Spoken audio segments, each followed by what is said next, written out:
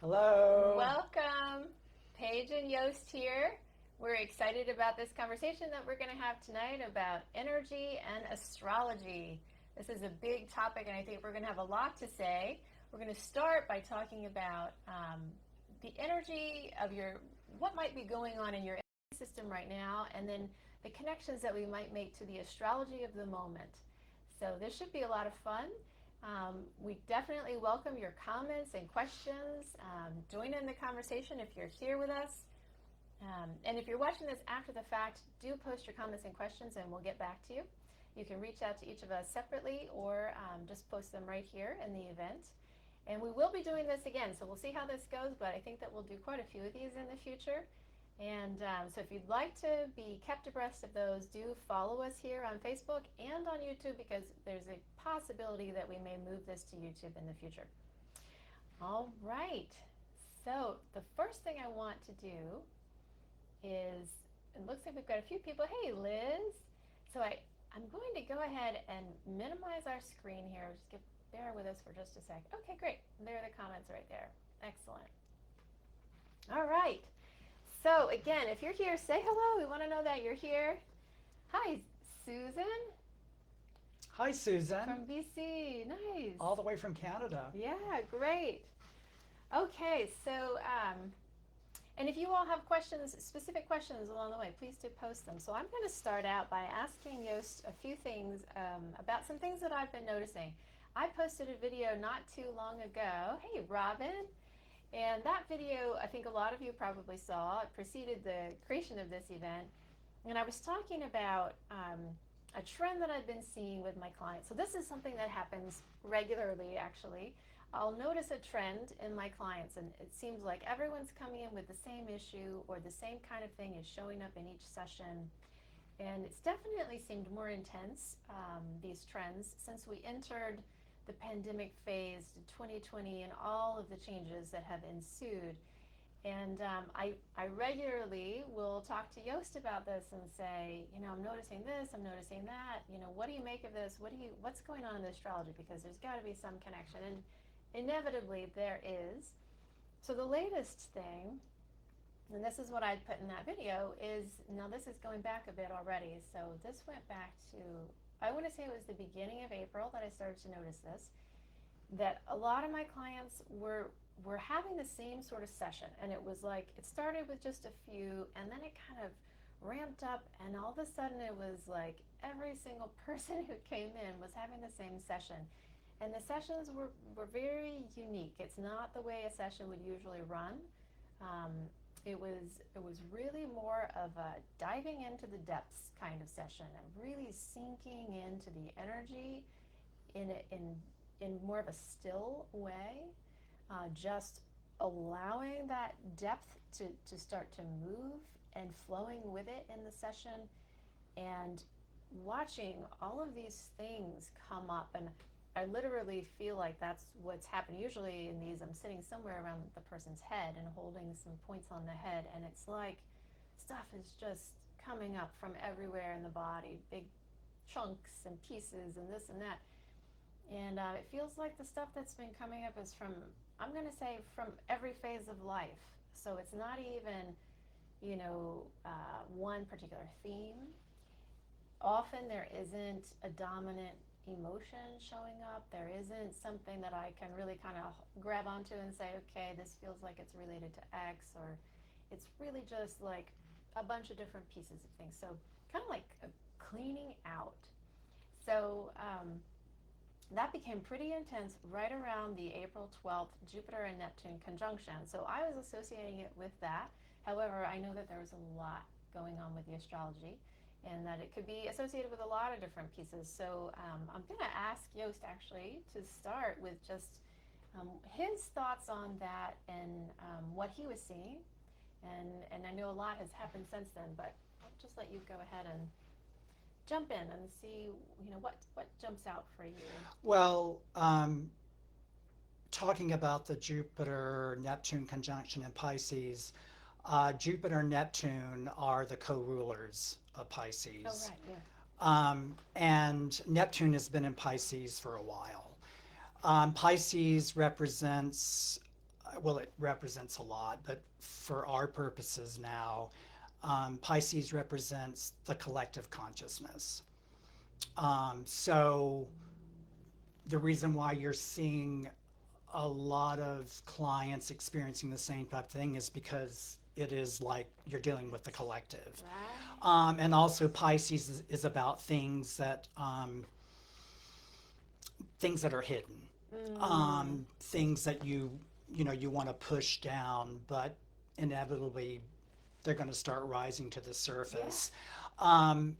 Neptune has been sort of been the cleaning agent, or sort of like the purge agent for a lot of even experiences from past incarnations Right. that has been repressed, that starts to surface, sort of like the lifting of the veil, as it were. And then Jupiter comes in, and Jupiter is everything Jupiter touches, he engorges. I mean, he makes larger. Right. So he sort of created this groundswell um, of sort of like a ninth wave of change in consciousness for everybody. Now, how each individual deals with that energy is going to be different. Right. But collectively, I mean, we're seeing on the global stage that a lot of change is happening. A lot of people's consciousness, things that they never would have thought they would have accepted or rejected, they're beginning to have a change of mind. Right. So that's how I would interpret Yeah, that absolutely. conjunction. And that pulling up from the depths and the things that are repressed.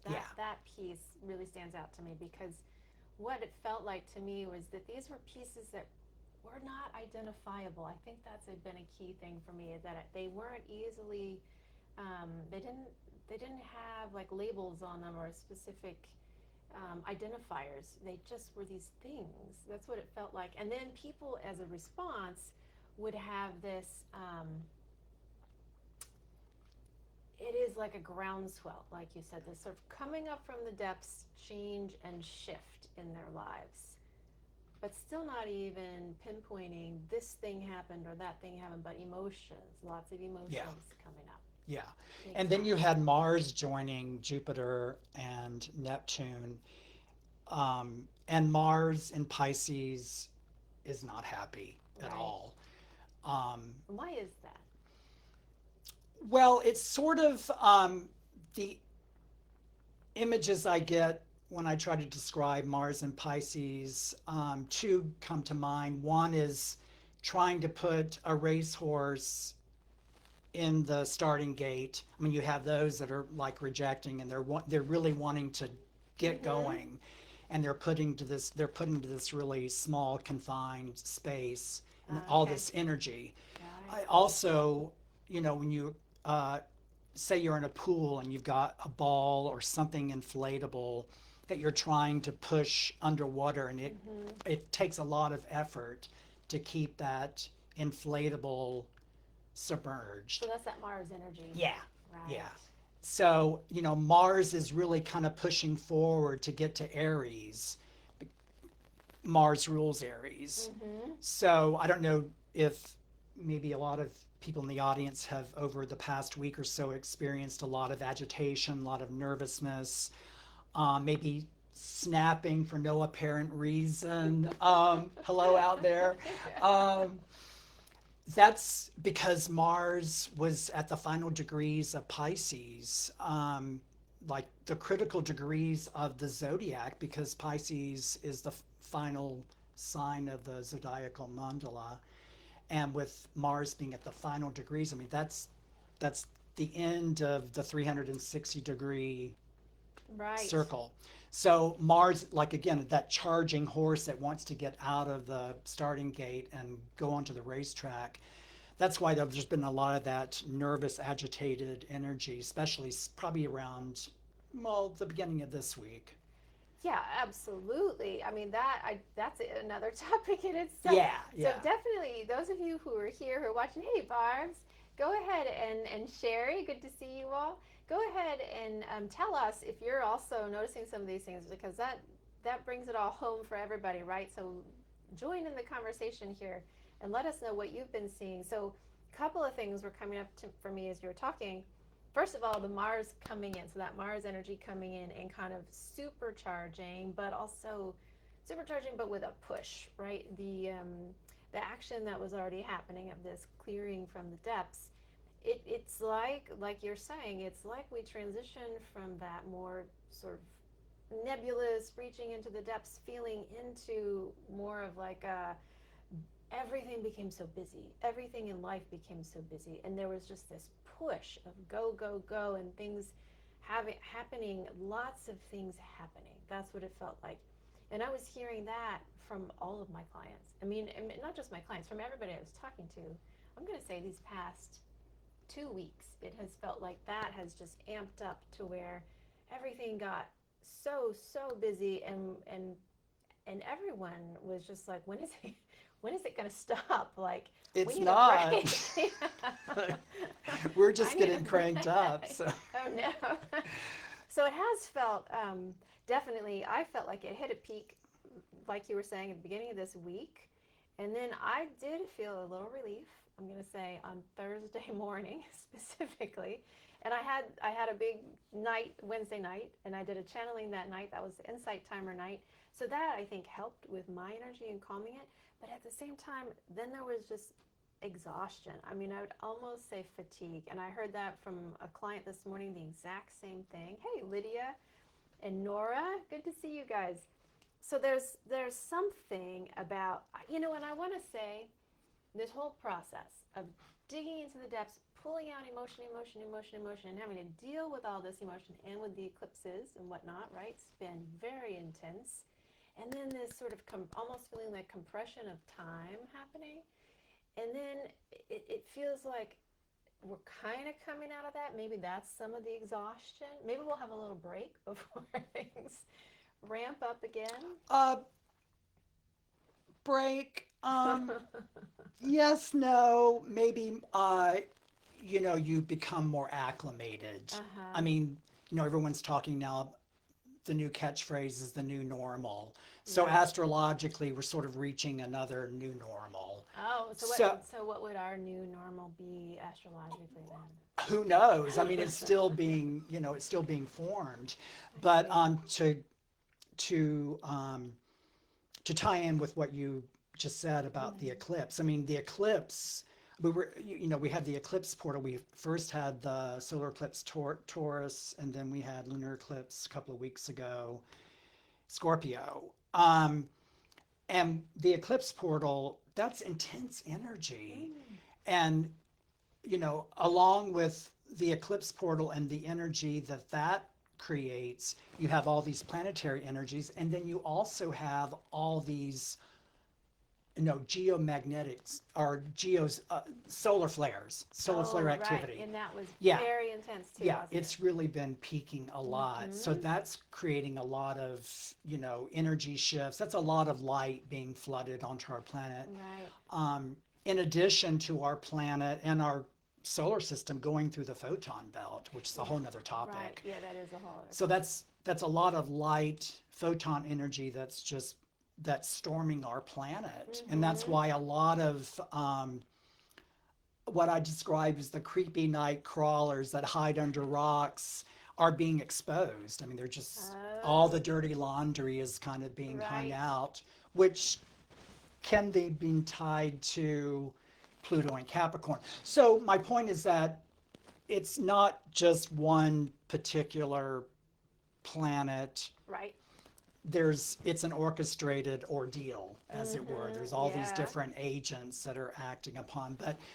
But I think, as far as this week and the agitation with this week, I think it's because of the tail end of the eclipse, and also Mars being at the final degrees of the zodiac. And it's Right. it's Right. like the racehorse wanting to get going. And now he is, Mars has finally entered So Aries. should we expect kind of a big burst with that, with Mars I think maybe leaving this the gates? weekend I backtrack. Um, as far as there will be a shift of energy, certainly with Mars being in Aries. where he will join Jupiter. Jupiter entered Aries a couple of weeks ago. Um, and Mars and Jupiter will align. They'll come together in a conjunction this Sunday. Oh, wow. That'll Yeah. be big. Yeah, that will be Okay. big. That should be a big shift for everybody. It should be kind of like using that analogy before about feeling like you're this inflated ball and the pressure is keeping you under and you're really wanting to come to the surface of the water. That should really assuage and be alleviated Oh, good. after this Okay. weekend. But there's always, there's always more. There's always something Yeah. else right around the corner. Yeah. Okay, let's see. We've got, hey, Margie. Let's see what we've got here. So Susan said, yes, she is feeling this as a Pisces. Yeah, and I assume that also for those Pisceans out there probably had bigger effect.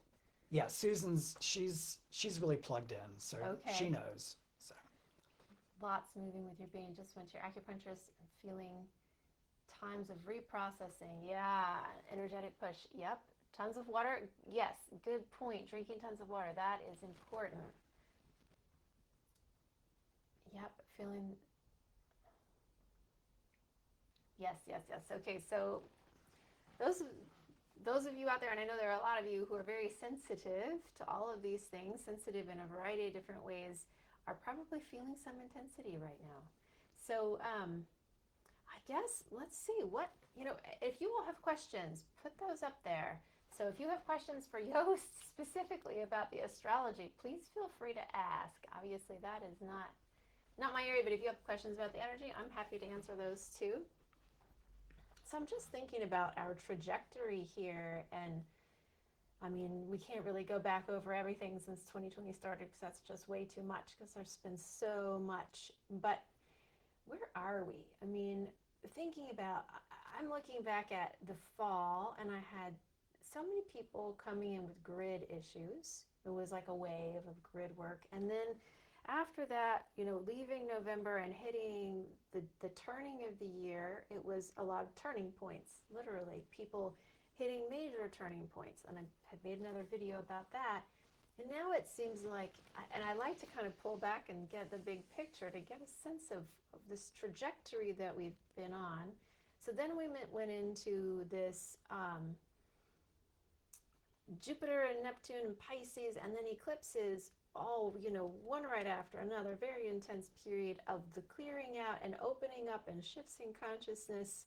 So it really is, it is fascinating to look at this. Right? yeah, it's interesting because I hadn't at the vernal equinox cast a chart. Like when the sun enters Aries, it really is the beginning of the solar new year. Right, yeah. Or the astrological new year. So today, as a matter of fact, I did cast a chart for when the sun entered Aries on the 20th of April at 11:34 a.m. Just, I don't know where that came off the top of my head, but anyway, so I cast the chart, and it was interesting because, well, I don't want to get too technical, but in astrology we have what's called the ascendant and the descendant, which is really basically the horizon line of the chart. It's what the horizon looked like at the time of your birth. And what was fascinating was that the ascendant descendant axis was the ascendant was 29 degrees Gemini, and the descendant was 29 degrees Sagittarius. So again, it's that 29 degrees, that critical anaretic degree, which is always pivotal. And the Gemini Sagittarius axis, that's the lower mind and the higher mind. So you've got, Gemini, which is all about, Geminis they're factoid freaks. They like to gather information, and then once, I don't mean to offend any Geminis out there, love Geminis. But they do. They like to gather information, and then they like to then disseminate it. They like to share the information.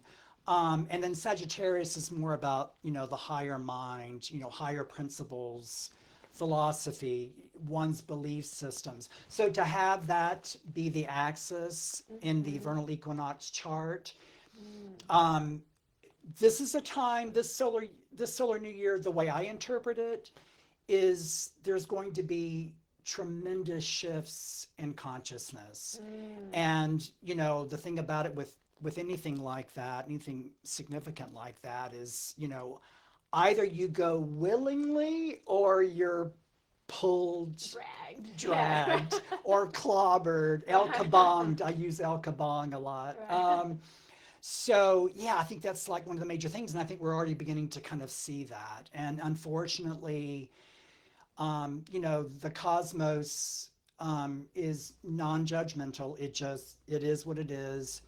So even with that horrific incident that happened in Texas, that really is all part of the process. It's all part of kind of like helping us graduate our consciousness to higher levels, even through tragedy and horrific pain. incidences. How else sometimes can we kind of get the point unless we're clobbered over the head Yeah, with it? absolutely. I remember, gosh, this goes way back. This was 2004 in the tsunami. Yes. I remember reading some channeled pieces, and I can't remember who the entity was that was being channeled, but they were saying that that there's a reason, obviously, behind everything, every event, and that event generated massive waves of compassion. Yeah. That we needed so badly at that time to move through the fields of humanity and consciousness and create more shifts. So Now it's interesting that you should bring that up. Oh, really? Because it all connecting dots. I love to do. Yeah. 9/11 Yeah. and the 2004 tsunami were actually connected because the moon was at 28 degrees Gemini at the times of both those incidences. And to go back to what I referred to, the the vernal equinox chart, with the ascendant being at 29 degrees Gemini. So it's only 1 degree separation. Yeah. My point is that 28 degrees Gemini is traditionally a malefic degree. Oh, really? Yeah. I'm sorry, it escapes me. There's sort of a malefic star that sits at that degree, and it escapes me right now. But anyway, that's the reason why that whenever the moon or a planet is at that particular degree, it does kind of create explosive situations, but explosions that create an awakening out of the tragedy, through global compassion, for the lives lost. Right. So which we have a lot of right now, actually. Yeah. With Ukraine and everything that's happening there. So it's good to maintain that perspective, right? That everything is moving us forward ultimately. And that I liked what you said, the cosmos is not judgmental. I think that's a really good thing to remember. Right? Yeah, I mean, events happen. I mean, Yeah. It's something that I have to constantly remind myself. I mean, whatever happens in one's life or happens collectively, it is what it is. I mean, and it's we're always moving, we're always becoming, we're always evolving. So, whatever happens is really just, I mean, I don't mean to sound so insensitive, but it really is just a stepping stone to get us to the next step. Yeah. Yeah. I did want to, because this sort of ties in the energy of astrology, I don't know if in your clients, if people are experiencing foundational issues, like the center of their being is Oh, good question. So tell me more about Well, the reason why I ask is because, take for example, Mars. Mars rules the root chakra.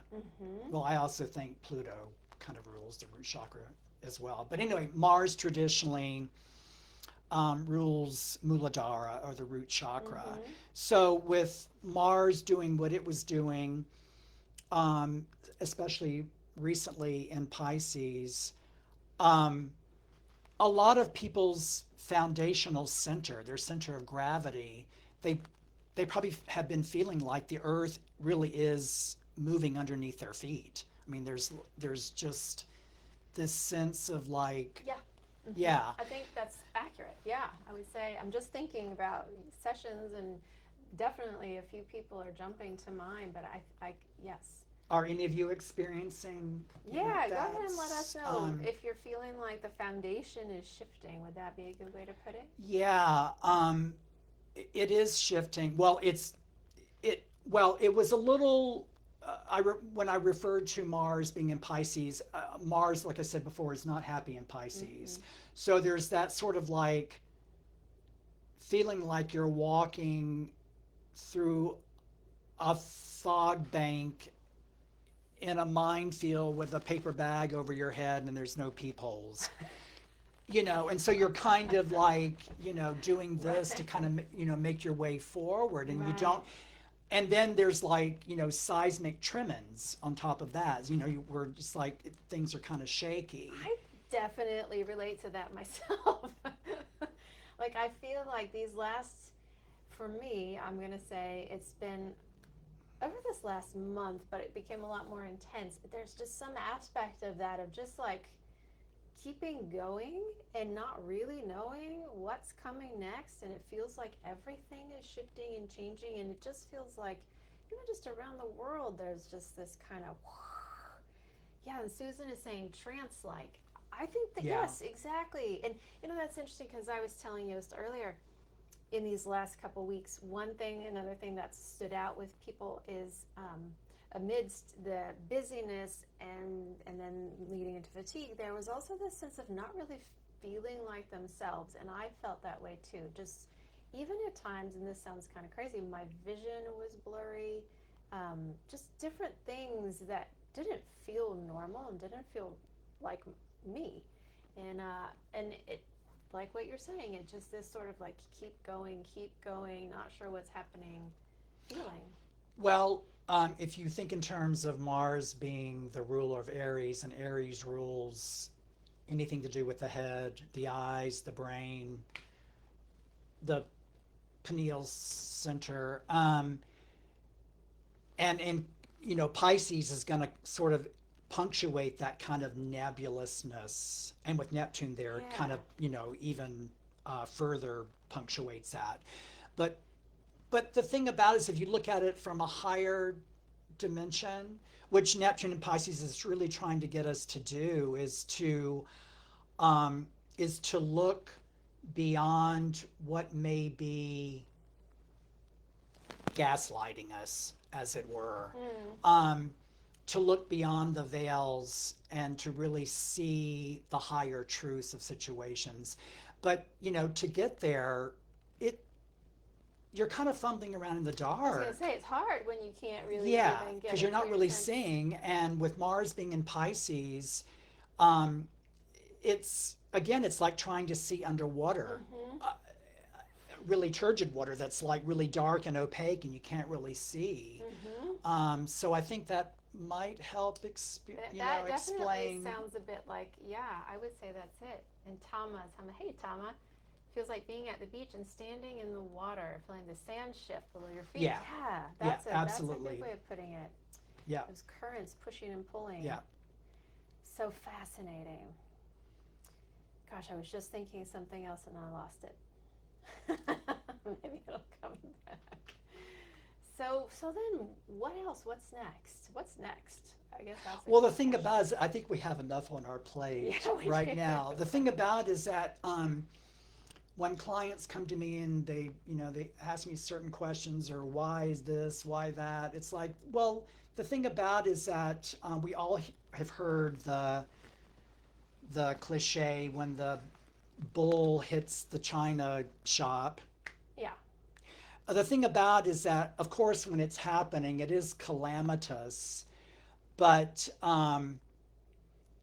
it's the aftermath. It's like after after it's happened, then you're having to like look at all the broken china and the porcelain. I mean, you're having to clean up the mess. Yeah. So we're still dealing with some really powerful planetary activity that was happening like 2015, 2016. Oh, wow. Yeah, 2014 to 2016. I mean, we had the epical Uranus Pluto square, um, which I think we're still reeling from. Hmm. I mean, a lot of this is just that we're experiencing now, even though there have been current contemporary aspects that have been happening that are very powerful.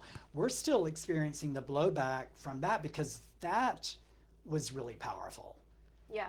Right. And so we're still having to kind of acclimate to, again, because talk about a bull, you know, storming the china shop. That certainly was one of those aspects. Do you want to give just a brief explanation for anyone who wasn't aware of that or didn't really doesn't know what that means? Just a maybe bottom line. Well, If that's maybe possible. yeah, that's kind of a big. Do you have like 3 hours? I think probably the easiest way to explain would be during the turbulent 60s, like 65, 66, 67. And we all know that was like the height of the Vietnam War. That was when women's libs started getting traction, gay liberation. Mm-hmm. Also became much more aware of ecology and Yeah. earth sustainability, equal rights. All those things were happening when Uranus and Pluto were conjunct in Virgo. And so it took, you know, what, 40 years later for them to, as they were moving, for them to then form a square, which is a 90-degree angle. Mm-hmm. So it's like a square off when, you know, when two strong entities square off and they're kind of fighting to kind of create some sort of compromise, Right. as it were. So if you think back in terms of maybe in your own life or just if you can remember like news events in 2014, 2015, there was a lot of, well, to be tame, a lot of disquietude that was happening during that period. Yeah. Right. So, and the thing about it, those themes that I just brought up as far as, you know, women's rights, gay rights, the ecology, as we're seeing now, those themes have come back around. Yeah, I was just thinking that. Yeah, Like they're and all front and center again. And they're really seeking resolution. Yes. So, right. And move forward. Yeah. They're seeking that shift, a big shift. Absolutely. Right. Absolutely. That is so fascinating. Yeah, absolutely. And that period, I can definitely relate to that as being a very turbulent time. Yeah. Yeah, not a very fun time from my recollection. Let's see, Susan. Feeling like the Twilight Zone. Yeah.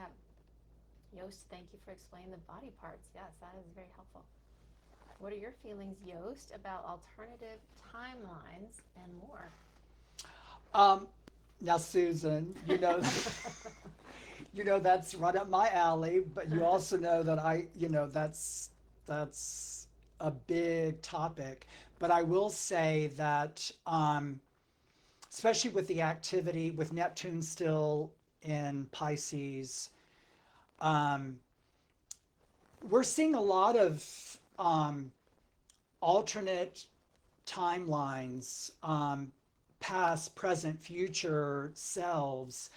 All these timelines are sort of converging. Wow. So this is And it's like we're really kind of experiencing, you know, everyone, you know, we've heard that time is now. There's not really past, present, and future. Right. It's all happening right now. It's just, you know, time is a construct, and it is, and it can be engineered and played with, as we see. But I do think that a lot of these timelines are beginning to intersect and converge. And who knows? I mean, this is new territory for all of us. I mean, probably never before in the history of mankind, humankind has have these type of situations or these type of events been happening where we're really going into exploring the multidimensional realms of the mind and consciousness. Right. I mean, yes, the philosophers of the past or the teachers of the past talk about it, but a lot of that arcane wisdom has been suppressed, you know. Oh yeah, absolutely. So I don't want to get too woo-woo or too political, but you know, there is there are the powers that be that kind of rule how the world kind of is conducted. And then there's always been those of us that really kind of want a quantum leap out of that construct. Yeah. And, you know, So these timelines, just this is all a bit new for me to, as a concept to think about. Oh, is it, we have some. sorry, we're just reading your responses. Yeah. And thank you so much for contributing. Yeah. So Robin says, and she's a Pisces. Yep. Yep. Okay. Good. Yep. So just to kind of frame it somehow, like these alternative timelines, what would that mean, like for us in our daily lives? Or is there something we might feel or notice or see or sense, or is there some way that might show up?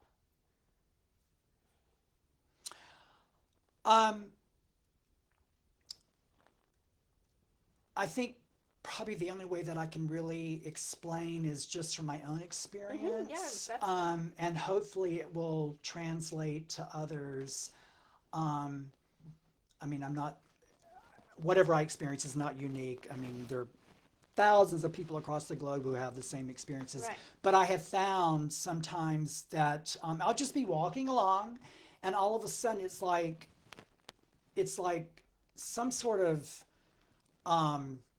fragment from, I don't know, is it a past life or is it a future self Yeah. that just sort of comes in, and it is very disorienting. Yeah. And I guess, you know, everyone has had like deja vu experiences, which a Right. deja vu experience could be explained that that's a converging timeline that's coming in Right. from, like, you know, a past life, or is it a future timeline? Right. Yeah. But again, it kind of, you know, whenever you have that deja vu experience, it's like there is no past, present, or future. You're kind of caught in this nexus when, you know, things Right. come together, you know, and you're at a crosswalk. Does Very, that kind of it make does, sense? Yeah. And I'm just thinking, I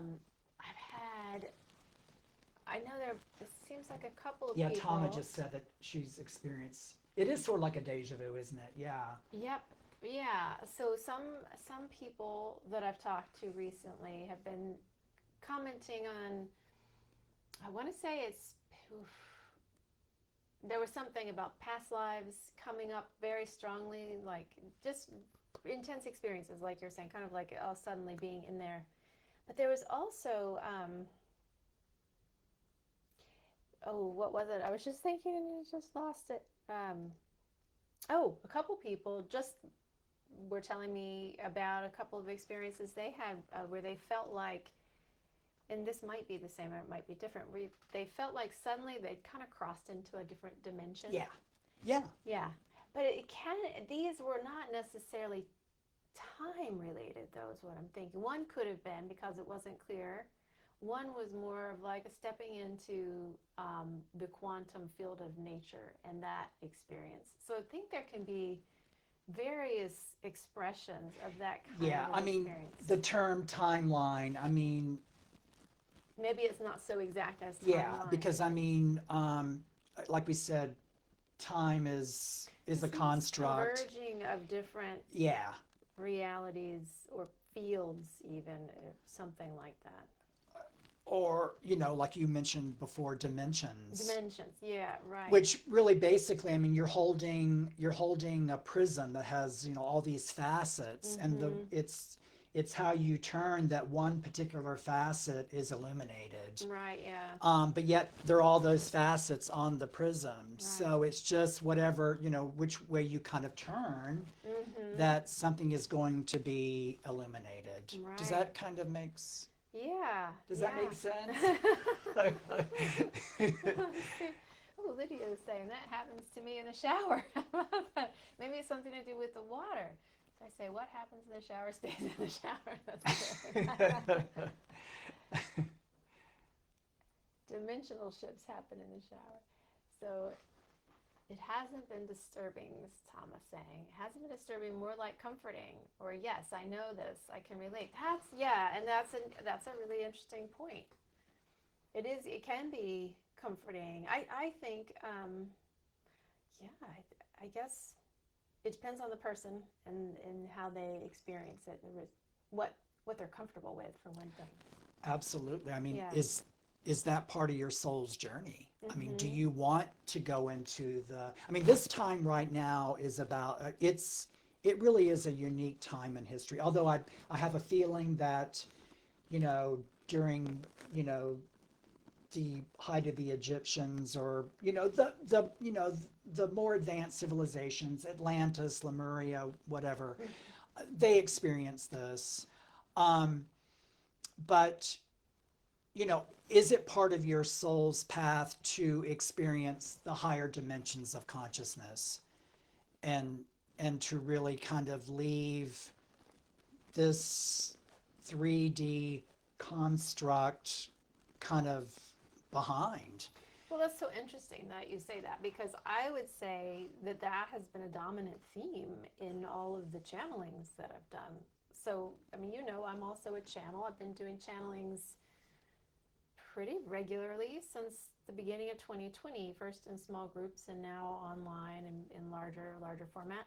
And the consistent message is this pushing beyond the 3D, 4D, 5D, Yeah. we want to refer to it as construct of our reality, and stepping into higher states. And this message about higher states has really been pushed a lot stronger. It went from just moving beyond, seeing yourself as more than, rising above, expanding into higher states of consciousness, but now it's like higher states, higher states, higher states. You can reach higher states. You don't have to be down in this.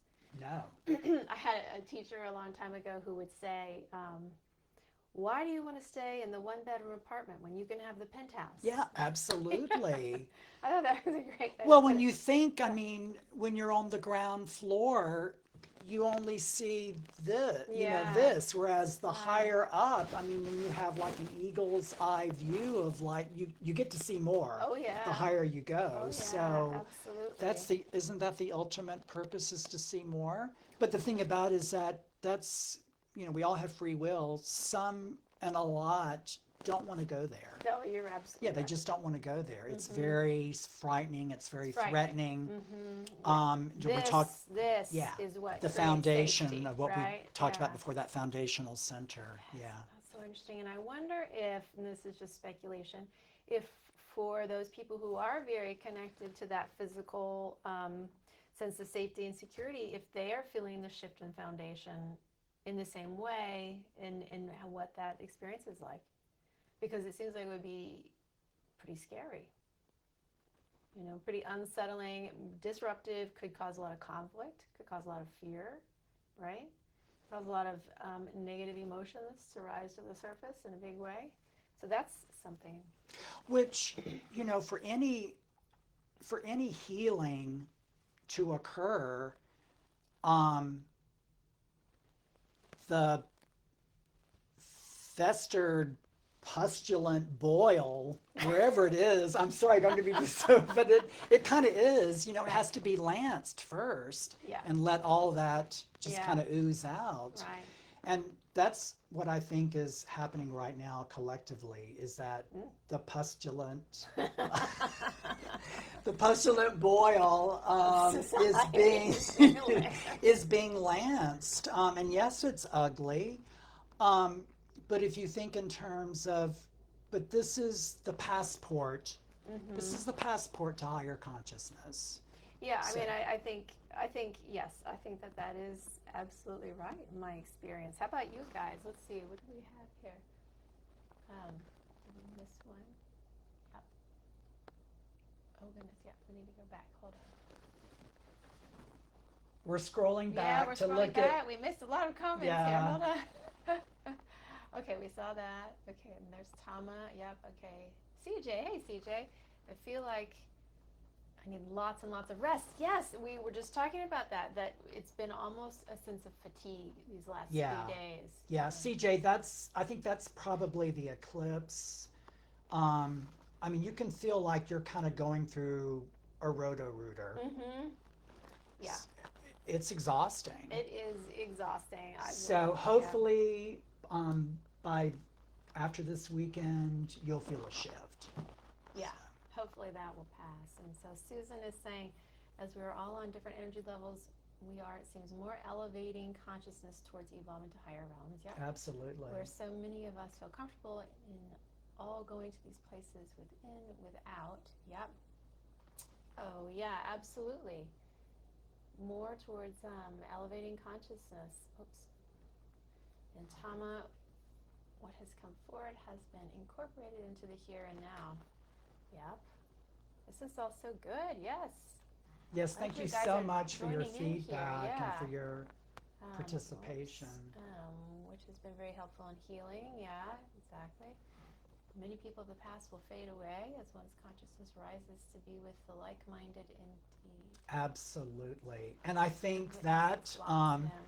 that's kind of what the eclipse, how I interpreted the eclipse energy was really kind of all about, because the eclipses were on the Taurus and Scorpio axis, and in the solar chart, which is just the general chart for everybody, that's the second and eighth house axis. And the second house is about self-esteem and self-worth, and the eighth house is about the deep merge. It's also the house of transformation. It's also energy exchange.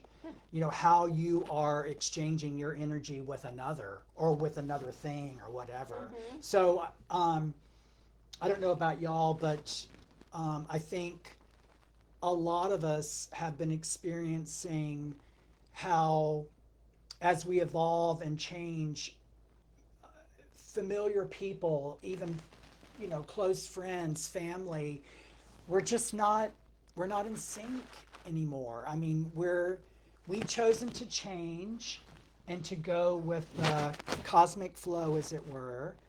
And unfortunately, there are those that don't want to do that, and that's their free will choice. But yeah, a lot of the familiar, a lot of people that, you know, you may have been close with, are just, there's not going to be that magnetic charge that you have with the other person again, and that's okay. I mean, I think you Yeah. need to be okay with that, and just, you know, just realize this is about your transformation. That's a good point. Yeah, it's Yeah. your transformation. To not get caught on those things. I mean, I think we've definitely seen that in society, right, over the Yeah. last couple of years, with a lot more polarized society and families, you know, being torn apart and just over silly things, over political issues and whatnot. But yeah, we really have reached a point, unfortunately, where we feel like it feels like we're growing farther and farther apart. You know, and these separations, the way that I'm seeing it, and this is from the perspective of looking from the perspective of a lot of these channelings, and also just information, you know, and then just witnessing what's happening. Is it feels like there is this, like you're saying, a separating out of people who are going to move, who are ready to move, who are willing to move, and then people who are not and who are hanging on. And that also was a consistent message in channelings over the last couple of years, is to not hang on, not hang on. I would say that was maybe the dominant message of 2021, and then it shifted. And they kind of stopped talking about that so much. But for a year, it was don't hang on, let go, allow the change, move with it. And now the emphasis isn't so much on not hanging on, it's more of moving. It's almost like, that was the time to not hang on. And it almost felt at the beginning of this year like if you were still hanging on, things were starting to take a turn for the worse. I saw a lot of people going through really difficult times. So there's something about that. We've got to stay with it. We've got to move with it. Got to be ready to move. Let's see, what did we miss? So Tama, let's see, did we see this one? Yep, we read that. Tama says that was helpful to hear.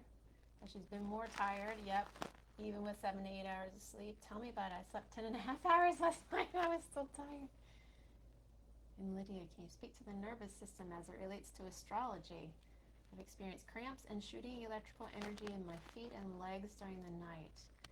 I did up my water intake along with magnesium and potassium. So what do you think about that? Lydia,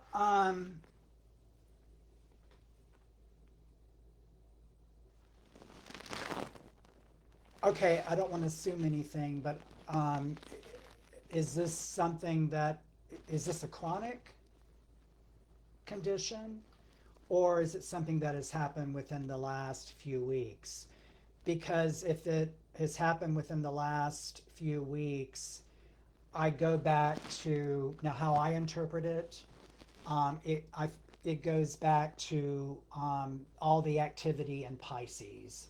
But also if it's a recent occurrence, Mercury's been retrograde in the sign of his rulership, Gemini, and Gemini rules the nervous system. And she said just last Friday. Yeah, okay. So I think that, thank you, you just confirmed. I think that's probably tied in with the Mercury retrograde, because Mercury, the planet, rules the nervous system, or the neuromuscular system, the mind, and Gemini rules the nervous system. And so with Mercury retrograde, I think everybody knows when Mercury goes retrograde, it's, Chaos. Yeah, 52 card pickup. So I think maybe perhaps that might be one of the reasons why, because Mercury is leaving. Well, he's still in his retrograde path, but he's leaving Gemini and is moving back into Taurus this weekend, where he will then turn back around. Oh gosh, I'm a bad astrologer. Next Friday, Friday, June 3rd, Mercury stations direct in Taurus, but he'll start to move direct in the sign of his rulership. So I think you'll probably start to, feel a change in that. If it's more chronic, it could be tied to Pluto and Capricorn. Capricorn rules the skeletal system, and Pluto is all about transformation and pulling up all that stuff we were talking about before, about pulling up all that deep stuff. It needs to be pulled up. So I hope that's helpful. Interesting, yeah. And she says, yes, she can see that. Oh, okay. Great. Well, we have been on for almost an hour. Yeah, thank you so much for hanging out with us for this long. I didn't realize that we had been talking for that long. Time flies. Well, I think maybe we should wind it up. What do you think? Yeah. Yeah, Okay. and I think that we've created enough material for the next session. Right. So let's see. Tama has one last comment. I also got the message about letting go. Yeah, and to look at how I've been holding space for others without taking it on. That is also important. Some interesting info that's come forward, which helped with healing when your mom passed beginning of February. I'm sorry to hear that, but that is good that you got some help with that. And Lydia, Thank you. You're welcome. You're Robin. welcome. You're welcome. Yeah, well, thank you all for joining. It was so much fun to do this, and love the interaction. And so we'll definitely do this again. Yeah. Let's see. Again, if you would like to reach out to us, you can do that individually in messages, Facebook, or Jost posted his email address in the comments there.